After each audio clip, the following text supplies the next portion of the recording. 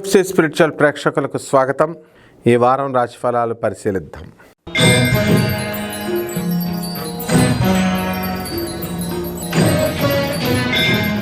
తులారాశి. ఈ తులారాశి వారికి మనకి ఈ యొక్క వారంలో సంక్రాంతి పండగ సంబరాల్లో మొత్తం అందరూ కూడా బిజీగా ఉంటారు. మరి ఆదాయాలు వ్యయాలు ఈ వారంలో కొంచెం తగ్గడానికి అవకాశాలు ఉన్నాయి. ఎందుకంటే ఉద్యోగస్తులకి ఏం పర్వాలేదు, గవర్నమెంట్ ఉద్యోగస్తులకి ప్రైవేట్ ఉద్యోగస్తులకి జీతాలు లీవ్ మీద వెళ్తారు. కానీ ఈ వ్యాపారం చేసేటటువంటి వాళ్ళు వ్యాపారాలు షాపులు మూసేసి ఆంధ్ర కోళ్ళ పందాలకు వెళ్ళిపోతారు. సంక్రాంతిలో చక్కగా విందు వినోద కార్యక్రమాల్లో పాల్గొంటారు. కాబట్టి ఖర్చులు చాలా అధికంగా ఈ తులారాశి వారికి ఉంటాయి.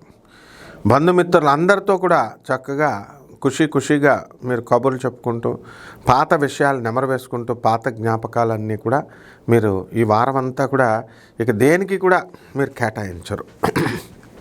ఈ విధంగా పెళ్ళిళ్ళు కానటువంటి వాళ్ళందరికీ కూడా ఈ యొక్క బంధువుల్లో వెళ్తారు. కాబట్టి పెళ్లి చూపులు కుదరడము, అలాగే పెళ్లి చూపు ప్రస్తావనలతో మీకు ఈ వారం అంతా కూడా జరిగిపోతుంది. కొత్త వ్యాపారాలు స్టార్ట్ చేయాలనేటటువంటి కొత్త ఆలోచనలతో మీరు కొత్త ఐడియాస్ రకరకాలు వచ్చినటువంటి బంధుమిత్రులతో మీరు డిస్కషన్స్ చేయడం ఇవన్నీ కూడా జరుగుతాయి. అయితే ఈ యొక్క తులారాశి వారికి వితండవాదం చేయరు వీళ్ళు.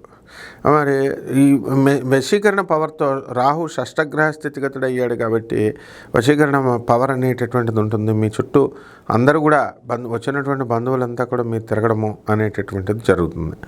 పంచమంలో ఉన్నటువంటి ఈ యొక్క శనిగ్రహ ప్రభావం వలన మీ కుటుంబంలో కాస్త అలజడి, కొంత ఆందోళన అనేటటువంటిది మీ పిల్లల గురించి, మరి బాగా చదవరా లేకపోతే సీట్లు వస్తాయా రావా అనేటటువంటి ఆందోళనతో మీరంతా కూడా ఉండడం అనేటటువంటిది జరుగుతుంది. కాబట్టి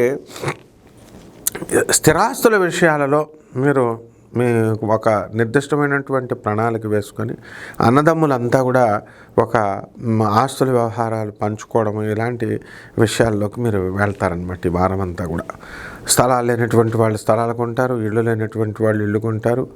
మరి చక్కగా ఈ యొక్క తులారాశి వారందరికీ కూడా అష్టమ గురుడు ఉన్నాడు. మరి ఈ అష్టమ గురుడు వల్ల అప్పులు మీకు అధికంగా రావడం అనేటటువంటివి జరుగుతాయి.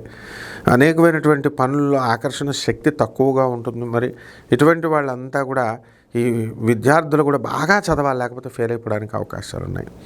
ఇక పరిహారాల దగ్గరికి వచ్చేసరికి మనకు గురువు బాగుండలేదు కాబట్టి గురు జపం చేయండి, గురు స్తోత్రాలు చదవండి. గురువుకి కిలోంపావు శనగల్ని ఈ యొక్క పసుపు రంగు వస్త్రాలనిచ్చి పేద బ్రాహ్మణులకి మనము గురువారం నాడు ఉదయం 6 గంటలకి మీరు దానం చేసుకోండి పేద బ్రాహ్మణులకి. అలాగే మనము దశమహావిద్యల్లో ఒకటైనటువంటి తారా మహాదేవి యొక్క అమ్మవారి యొక్క మంత్ర జపాన్ని చేసుకోవడము, తారా అమ్మవారి యొక్క హోమాన్ని మీ ఇళ్లలో జరిపించుకోవడం ద్వారా బ్రహ్మాండంగా మీకు ఉంటుంది. శుభమస్తు.